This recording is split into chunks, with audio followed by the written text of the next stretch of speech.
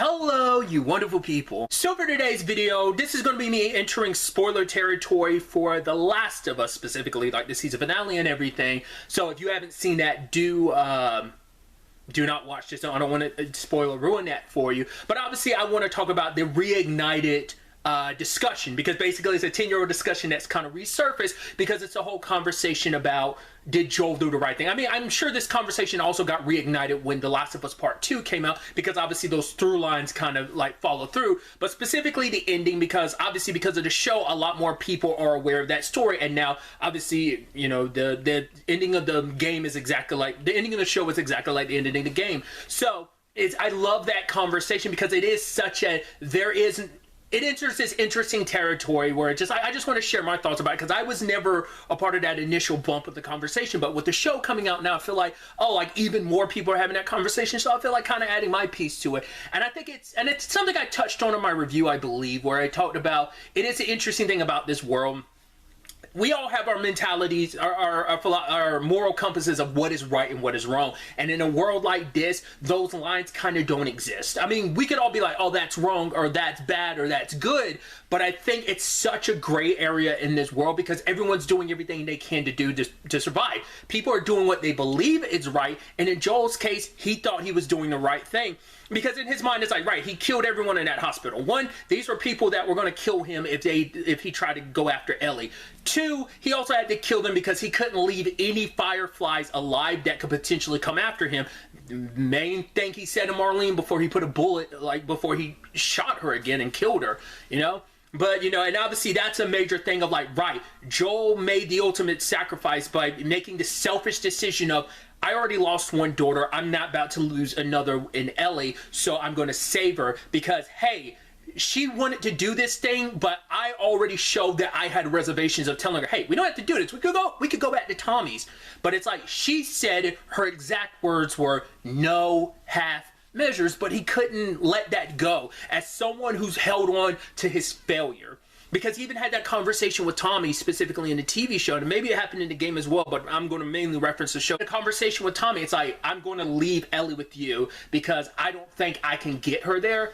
I don't think it's the exact, it's definitely not the exact conversation Joel has with Tommy in the game, because I know he tries to leave Ellie with Tommy when they make it to this their settlement and all that. He felt like, I'm going to get this girl killed because I'm not as young as I once was. I'm not as spry. Like he's losing his hearing. He's not as sharp as he used to be. And it's like, right, Ellie had to, like the whole Brian situation. If it wasn't for Ellie, that guy would have killed me. So he never felt like he was, you know, and it's like, I don't want to fail her. I will fail her if we go down this route. So with that in his mind, he's doing everything he can to protect her. And now he finds himself in a situation where, hey, if you don't do this, she's going to die. It's like his paternal instincts, his fatherly instincts kick in, and he wants to save his child because Ellie is essentially that. She's not a replacement for Ellie, but she is another daughter. She's in no shape or form, because I talked about it where it's like he talks about Sarah so openly when they're on the way to Jackson, being like, oh, like Sarah, she'd see a rock and just she'd go, and it's like, oh, she liked you so much, you two would get along,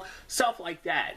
But obviously, it all comes down to your perspective, because I think there's a conversation I heard someone say, like, obviously, parents might respond a little differently than maybe people without kids might respond. That doesn't mean it's going to be a general thing of like, oh, everyone who has a kid agrees with Joel and everyone who doesn't have a kid disagrees with Joel. It's like, that's not the case. There's going to be overlap, but I'm saying it's probably more likely that parents would probably respond that way. But I also come from the perspective of, I understand why Joel did what he did, and I probably lean more that way from a storytelling perspective, but I also recognize what Joel did was super jacked up because you ruined any chance that the world had. But I also brought this up in my review. There are no guarantees to cure was a thing. Now, I talked about this, and I should have looked it up before I started recording this, but I brought this up during my review.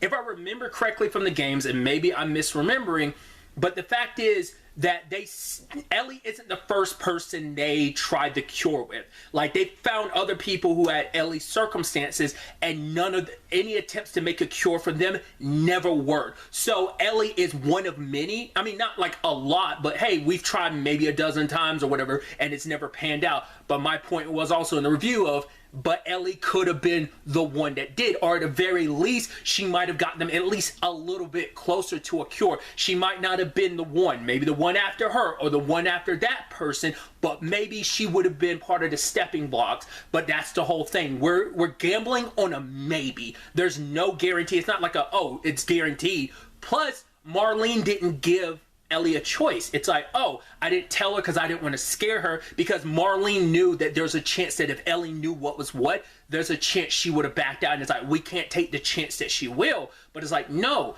Ellie wanted to do this. If you had given her the opportunity, even Marlene says, like, right, we both know if you told Ellie what the situation is, she would do the right thing. Well, I said right thing, but even that's not she would have made the choice to do what she believed was a selfless act, and that would have been sacrificing herself, especially because Ellie feels like, my life, so many people have been sacrificed along the way, and I could end so much hurt, because 3 people that were important, that became important to her, that she's lost along this journey, were all people that died like that. She doesn't know her mom, but her mom, like, died just like that. She was like, put me down because I don't want to turn.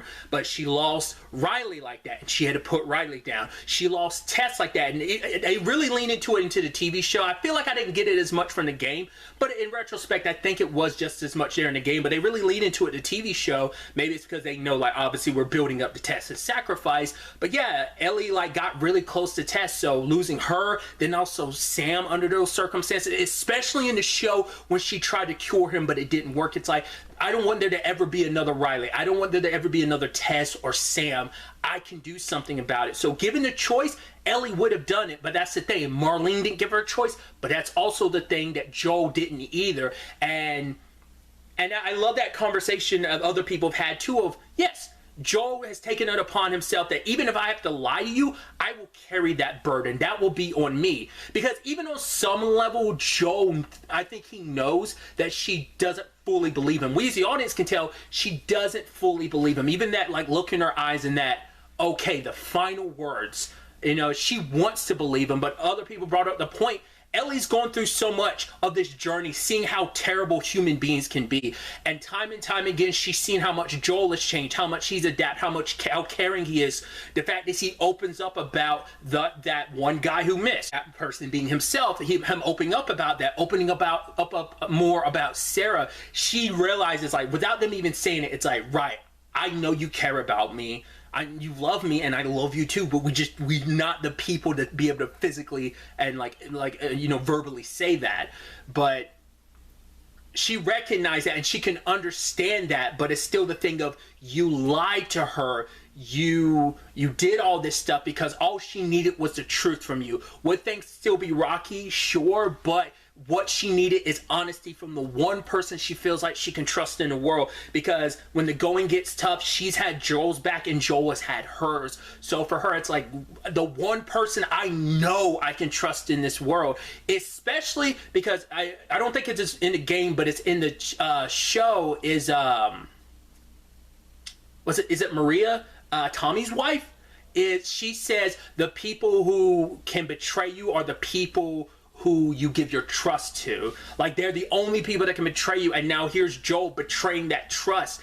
I even heard someone kind of make the parallel of, right, Joel and Ellie are going to be kind of back at the beginning where, like, we're on okay terms, but like a lot of that foundation they built is very rocky, and it's crumbling, in fact, because she knows on some level, I don't know exactly what went down, but I know some of what you're telling me is complete and utter BS, because I can tell when you're lying to me. Especially in a situation where he left her behind, was going to leave her with Tommy because he thought that was what was best for her. And so she knows Joel is willing to do what he believes is best for her, especially when you add in the fact is that he literally had the conversation with her beforehand that she didn't have to go through with this. I think it's such an interesting thing. Like, even back then I thought it was interesting, but once again, I'm also older now, because I was like, what, 21 when The Last of Us originally came out? And so I am 30 now, so I have even more perspective. I'm older, and my viewpoint probably, I actually don't even know what I fully thought back then, but now, like, my thoughts are kind of evolved just, you know, from the sake of storytelling, but also I guess from an empathetic standpoint, where it's a thing of, I I understand, once again, I understand what Joel did. Do I condone it? No. So I'm sitting somewhere in the middle. I can't tell you whether Joel did was right or wrong, because it is such a human thing that, once again, we try our best. We do what we believe is right, which may not be right for the greater good, especially because in this situation, you'd be like, typical thing would be like, well, the typical hero story thing would be, no, we need to make this ultimate sacrifice for the greater good. But Joel made a unilateral decision without involving Ellie in that conversation, because like Marlene said, she's like, even you know that Ellie would want this, and he does, and that's why he doubles down on what he's doing, because it's like, it's already too late. If I have to be the bad guy, if I have to be the villain of this story to save this girl who I've come to love and want to protect, then I'll do it. Once again, I will carry those sins. I've got 20 years worth of sins to carry, and you know, that's built upon regrets that I couldn't save my daughter. If I was able to save Ellie, and I'm able to keep her safe and make her stronger and give her some form of a normal life after this, then I will carry that sin gladly. I think that's Joel's perspective on the situation. I've talked about this previously. I know some of The Last of Us Part 2 story, not all of it. Like, I didn't have a PS4 at the time when it originally came out, so I should change that. But the fact of the matter is, so I only know like maybe half of The Last of Us story, and so I know there's like later stuff that I don't know the ins and outs of, but I do know that that ended up being how much of an effect. Without really going into it, you can already think at the very least it's going to have some effect on the relationship, because you know on some level Ellie's always going to distrust Joel a little bit. She wants to believe him, but there's no guarantee that she can believe him. So, like I said, it's such an amazing conversation to have, because I've seen a lot of people around the internet having this discussion. Like I said, it's been a 10-year-old discussion, even less so because of The Last of Us Part 2 came out, what, 2019? So it's like a, at that point, like 6-year conversation of sorts. But I'm sure it's getting like I said, it got reunited because of the TV show, from those who know the story from the game versus those who are experiencing the story for the first time through the TV show.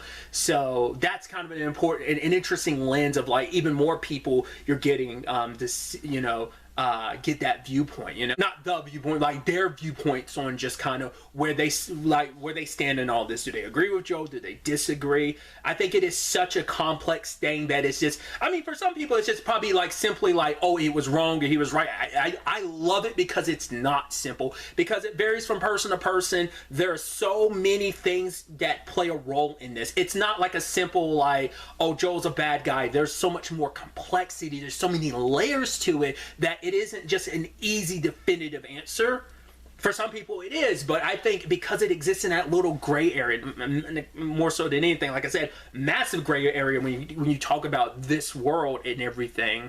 I mean, there's even that line from Marlene where she was like, right, you're doing all this, but eventually she will die. Like, whether it's because you won't be around or whatever, whether she leaves you, you leave her, or she gets killed by, ripped apart by, you know, an infected, or ends up getting killed by raiders, she will eventually die, and the cure will die with her, because no one will be able to replicate it, because no one else knows, because all the people who know are dead, because Joel made sure to kill mainly everyone, you know? So it is that situation where it's like, words wouldn't have gotten through on either side, because it's hard to say. If Ellie was awake and told Joel, this is what I want to do, would he have still gone through with it? I think he would have still like did what he did. He would have killed everyone in the hospital, because none of them would have let her like go. So regardless of any fighting she would have done, because think back to what happened with Tess. Ellie was like, no, we can't leave her. What did he do? He dragged her. That shows you who Joel is under those circumstances.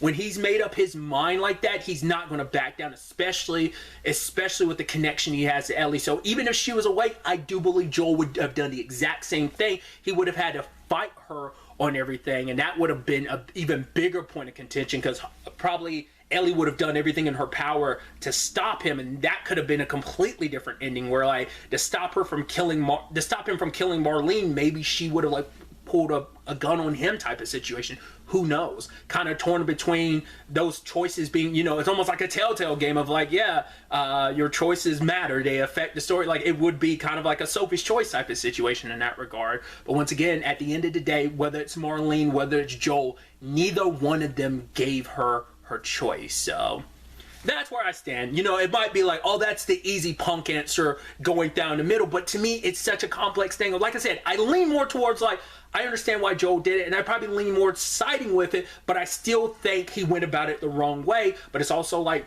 even if he went about it the right way, like, could there have even been a right way in this circumstance? I don't believe there was. I think that was the only option in front of him, but maybe you're like, maybe Joel didn't bother trying to find a third way. Granted, there was not enough time. This was like a last minute thing, like if you had given me some heads up. Because that's also the thing we don't know. I don't know, and maybe it comes up in the game, but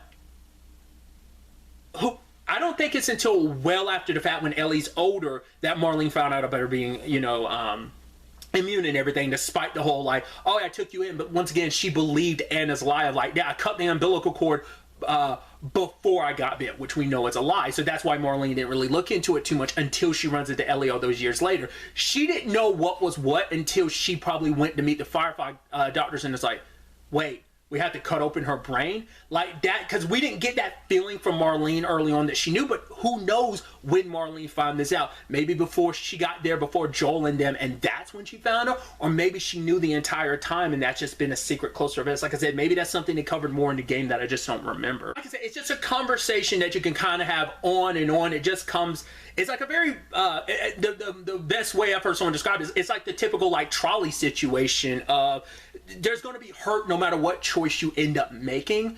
Some people would just probably rather that hurt be self-sacrifice than you literally sacrificing the entire world, because the one over the many, you know, or the many over the one, like it's such an interesting conversation. So I'd love to get to know your thoughts in the comments down below. I'd also love to know, were you already aware of the story? Had you already played the game and did you already know the story and watched the TV show? And did that reignite that conversation with you and people around you? Or was a TV show the first time you've come across the story because you didn't play the game, you know, for whatever reasons?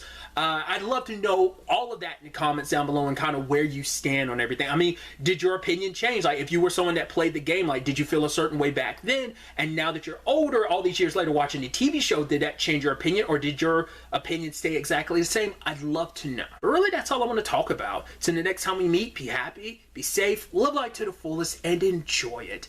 Good day and good